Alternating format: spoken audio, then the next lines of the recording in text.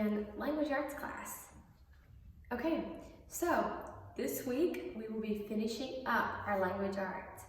Okay, so today we're doing lesson 8, and Friday we will do the test, and we will be all finished with our language arts. Okay, so let's jump right into our lesson for today. So, in the past few lessons we talked about birthdays, we talked about telephone numbers. Today we're going to talk about telephone manners. Do you know what manners are? Manners are how you act, okay? When someone says use your manners, do you know what that means? Using your manners means to say please, say thank you, be respectful. So pretty much summing it up, be respectful. That is using your manners. Okay, let's go over a little bit of review. Okay, so for your birthday, you're supposed to memorize your birthday and know how to write it. So, one thing I want you to do is say your birthday to somebody and write it down and make sure, and let your mom make sure it's correct. So write the month, the day, put your comma, and the year that you were born. And memorize your birthday.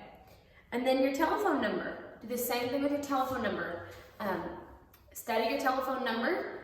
Maybe you can write it on another piece of paper and practice it. Say it over, and over again, okay? You need to memorize that. What do apostrophes show? When we put an apostrophe in the word, like an apostrophe S, what does that show? It means somebody owns something, right? Okay, how do we know when we double the final consonant?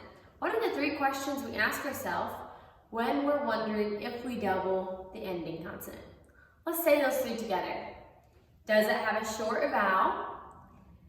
Does it end in only one consonant?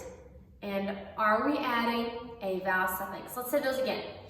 Does it have a short vowel? Does it end in only one consonant? And are we adding a vowel suffix? If you answer yes to each one of those, double the consonant and add the suffix. If you answer no to one of those, simply just add the suffix. So let's look at our lesson about telephone manners. When you talk on the phone, you need to remember to use good manners.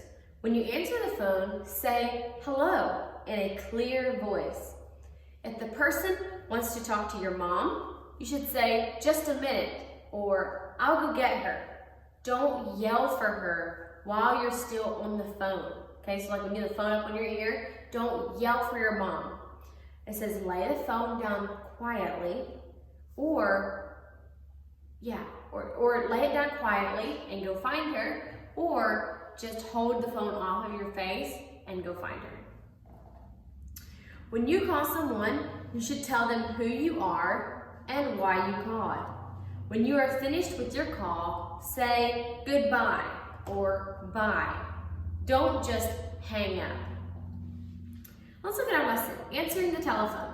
Sometimes you may need to answer the telephone. When you answer, say hello clearly. If you need to take a message, write it on a piece of paper so you don't forget it. Use words that show kindness and good manners. Please, thank you, just a minute. When you need to call someone else to the telephone, cover the receiver or lay the telephone down quietly. So, simple, it's just basic facts of how to talk on a telephone. You don't yell for somebody when you're on the telephone. You don't just pick up the telephone and start jabbering. Pick it up and say hello. And maybe you can say hello and then say your name, who it is. And if they want to talk to somebody else, you can go find them. Or if they want to talk to somebody else that's not around at the moment, ask them if you can take a message. And it says write it down immediately. Or maybe they'll just say, tell your mom to call me back, okay? And maybe you can take their number. Or if you know your mom knows their number, just tell her that you'll tell your mom to call her back. And maybe write a little note so you don't forget to tell your mom to call them back. Or, when you're ready to hang up, don't just hang up. Don't just in the middle of talking, just hang up. Say bye or goodbye and then hang up. Be polite. So number 1 says, color the blocks that have good telephone manners. And you color any of those that are good things to do on the telephone. Number 2 says, write your telephone number. And again, if you don't know it by memory, have somebody write it on a piece of paper for you. And then you need to get that memorized, okay? Memorize your telephone number. Part 3 says, we remember. Underline the correct words using your ruler. Next part is penmanship. Write line 8 on page 45. Now, where my wiggly tooth was. So you write that neatly. Write it very neatly. Take your time. Spelling, holy, open, going, look, come. Write a spelling word that rhymes with each. Okay, so it gives you blowing and from, and you write a spelling word that rhymes with each of those words. And part 6, write a spelling word in each sentence. Remember to use capital letters. Okay, so you write spelling words in each of those sentences.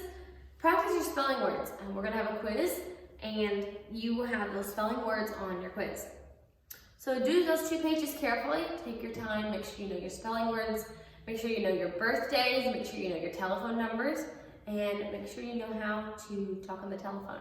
What would be really good practice if maybe you call somebody. You can call your grandma. I bet your grandmas would be glad to hear from you. Or maybe one of your aunts. Or, maybe call somebody and practice good telephone manners. Now, especially that you can't see them as much, I'm sure your grandmas would all like a call. Or maybe your dad's at work. Call your dad. Or, somebody. Maybe you could call somebody as good practice. Okay, if you're ready for your quiz, you know your spelling words, you may ask your moms for your quiz, and we will get ready to do that. So for the very first part of your quiz, it says write numbers 1 through 5 in 2 columns. So you can go ahead and do that. Write 1, 2, 3, and then 4, 5 in the other column, and we will get ready to go over our spelling words. So go ahead and do that.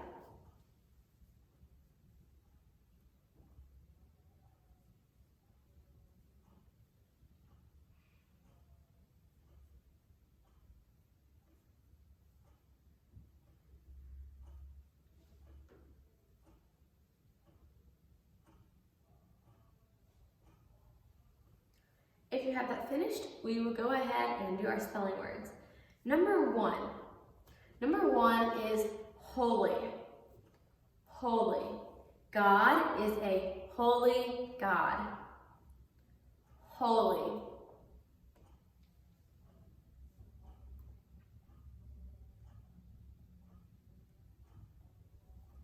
Number 2, come. You come to school to learn many things. Well, normally you come to school, right? Not right now. Come.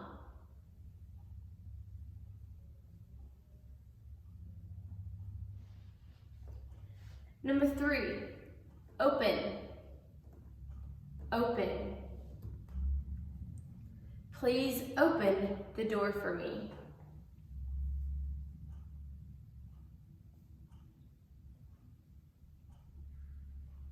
Number 4, look. Look. At the top of the mountain, we can look over the valley. Look.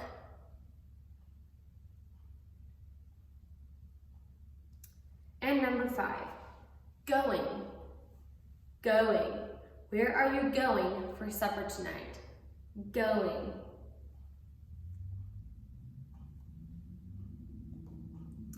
Okay, if you're finished with your spelling words, mark both of those boxes off and lay your pencils down. We'll go over the rest of the quiz. Okay, part 2 says mark the vowels. So you put a make, run, or breathe on all the vowels, and then it says write the word and add the suffix. So you're trying to decide if you're going to double the ending consonant or not. Remember the 3 questions you ask yourself. Does it have a short vowel? Does it end with only 1 consonant? And are we adding a vowel suffix? And it gives you some rules there. It says long vowel or 2 consonants, do not double the consonant. Short vowel, double the consonant. So you think about which one of those. Does it have a short vowel? Does it end in only 1 consonant? And are we adding a vowel suffix? So think through this carefully, write the words and add the suffixes. Part 3 says match the words to the way they sound. So remember, what does PH and GH say? Let's say that together. PH and GH say f.